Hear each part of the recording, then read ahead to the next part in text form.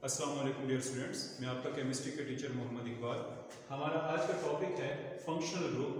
Functional group के कुछ जो हेडिंग्स हैं वो आपने पहले ही पढ़ ली थी प्रीवियस चैप्टर लेक्चर में, और कुछ जो है वो हम आज देखेंगे। आज हम ऐसे फंक्शनल ग्रुप जो है वो देखेंगे जिनमें कार्बन, हाइड्रोजन और नाइट्रोजन या नाइट्रोजन के अलावा कोई दूसरे एलिमेंट हो सकता है। ऐसे ऑर्गेनिक कंपाउंड जिनमें कार्बन, हाइड्रोजन और नाइट्रोजन हो, इन्हें हम एमाइंस कहते हैं। ये दरअसल अमोनिया गैस के डेरिवेटिव्स होते हैं। अमोनिया गैस जिसका फार्मूला आप जानते हैं NH3। अमोनिया गैस इसका फार्मूला NH3। इसमें से बारी बारी एक एक हाइड्रोजन रिप्लेस होता जाता है और उसकी जगह अल्काइल ग्रुप अटैच होता जाता है।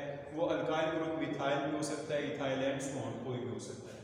हमारे पास जो सिलेबस में एग्जांपल्स हैं वो CH3, NH2। इसमें देखें कि NH3 इसमें से एक हाइड्रोजन जब रिप्लेस हुआ तो NH2 बचा और उस रिप्लेस होने वाले हाइड्रोजन की जगह अल्काइल ग्रुप अटैच हुआ। इसका नाम होगा मिथाइल एमाइन या प्राइमरी एमाइन। दूसरा, इसमें से दो हाइड्रोजन रिप्लेस हुए और उसकी जगह दो अल्काइल ग्रुप अटैच हुए, इसे हम कहेंगे डाई मिथाइल एमाइन या सेकेंडरी एमाइन। ठीक है। इसी तरह हमारे पास ये जो तीसरा कंपाउंड है, इसमें नाइट्रोजन के तीनों हाइड्रोजन रिप्लेस हो चुके हैं और उसकी जगह तीन अल्काइल ग्रुप मौजूद हैं, इसे हम कहते हैं ट्राई मिथाइल एमाइन। इसके बाद जो नेक्स्ट हमारे पास फंक्शनल ग्रुप है उसमें कार्बन, हाइड्रोजन और हैलोजेंस हैं। X रिप्रेजेंट द हैलोजेंस, और हैलोजेंस के बारे आप जानते हैं, these are the elements of group 17, include fluorine, chlorine, bromine, iodine etcetera. तो ऐसे कंपाउंड जिनमें अल्केन में से एक हाइड्रोजन रिप्लेस करके उसके साथ हैलोजन अटैच हो जाए, उन्हें हम अल्काइल हैलाइड्स कहते हैं। ये ऑर्गेनिक कंपाउंड में ये अहम ग्रुप है, अहम क्लास है। तो इसका जनरल फार्मूला जो है वो RX है, और X से मुराद कोई भी halogen, fluorine, chlorine, bromine, iodine वगैरह हो सकती है। तो स्टूडेंट्स, ये पहली जो इसकी एग्जांपल है वो है CH3, CH2 single bond X। इसे हम इथाइल हैलाइड कहते हैं। इसे हम, क्योंकि ये इथाइल ग्रुप और उसके साथ ये हैलोजन, अगर हैलोजन की जगह क्लोरीन हो तो इसका नाम होगा इथाइल क्लोराइड। और जो दूसरा है, इसमें जो है वो हैलोजन अटैच है, अल्फा कार्बन के साथ दो अल्काइल ग्रुप मौजूद हैं, लिहाजा हम इसे कहते हैं सेकेंडरी अल्काइल हैलाइड। यहाँ अल्फा कार्बन से मुराद वो कार्बन है जहाँ से एक हाइड्रोजन रिप्लेस हुआ है और रिप्लेस होने वाले हाइड्रोजन की जगह कोई दूसरा रेडिकल, जैसे यहाँ पर हैलोजन है, वो अटैच हो चुका है। तो इस किस्म के कार्बन को हम अल्फा कार्बन कहेंगे। यहाँ अल्फा कार्बन के साथ दो अल्काइल ग्रुप अटैच हैं, लिहाजा इसे दो की वजह से इसे हम सेकेंडरी अल्काइल हैलाइड कहेंगे। और ये जो तीसरी एग्जांपल है, यहाँ पर अल्फा कार्बन के साथ आप देख रहे हैं तीन अल्काइल ग्रुप अटैच हैं, जिसकी वजह से इसे टर्शरी अल्काइल हैलाइड। तो ये हमारे पास अल्काइल हैलाइड ग्रुप। और उसके बाद अगर कंपाउंड में डबल बॉन्ड या ट्रिपल बॉन्ड हो तो उनकी वजह से भी ऑर्गेनिक कंपाउंड में खास प्रॉपर्टीज पैदा होती हैं।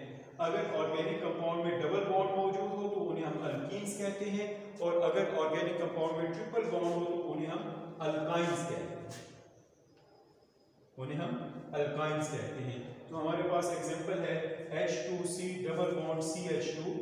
दो कार्बन एटम है, लिहाजा कार्बन एटम की तादाद के लिहाज से इसका नाम इथेन बनता है। डबल बॉन्ड को जाहिर करने के लिए इथेन की बजाय हम इसे इथीन कहेंगे।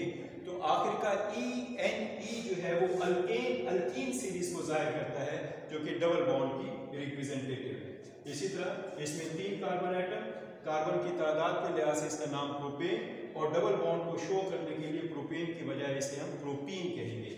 इसी तरह HC ट्रिपल बॉन्ड CH ये इथाइन, और H3C single bond C triple bond CH इसका नाम प्रोपाइन। तो ये हमारे पास जो है वो अल्कीन और अल्काइन सीरीज के मेंबर हैं। हमारे पास जो नेक्स्ट टॉपिक है वो मुख्तलिफ फंक्शनल ग्रुप को टेस्ट है कि हम किस तरह ये अंदाज़ा कर सकते हैं, किस तरह मालूम कर सकते हैं कि इस कंपाउंड में कौन सा फंक्शनल ग्रुप मौजूद है। तो हमारे पास जो है वो तरतीब के साथ है। सबसे पहले है टेस्ट फॉर अनसैचुरेशन। इसके टेस्ट जो है वो निस्बतन आसान भी हैं और जो है वो इंटरेस्टिंग भी हैं। तो टेस्ट फॉर अनसैचुरेशन यानी ये शो करना कि उसमें डबल या ट्रिपल बॉन्ड मौजूद है या नहीं, इसके लिए पहला टेस्ट है जिसे हम ब्रोमीन वाटर टेस्ट कहते हैं। ये ध्यान में रखें कि जो ब्रोमीन वाटर है इसका रेडिश कलर है। गिवन ऑर्गेनिक कंपाउंड जिसे हमने टेस्ट करना है उसको हम चुटकी भर या थोड़ी मिकदार में हम उसे लेते हैं और उसे 2 सेंटीमीटर क्यूब कार्बन टेट्राक्लोराइड में डिसॉल्व करते हैं, सॉल्यूशन बनाते हैं और उसमें फिर चंद कतरे ये 2 सेंटीमीटर क्यूब ब्रोमीन वाटर डालते हैं।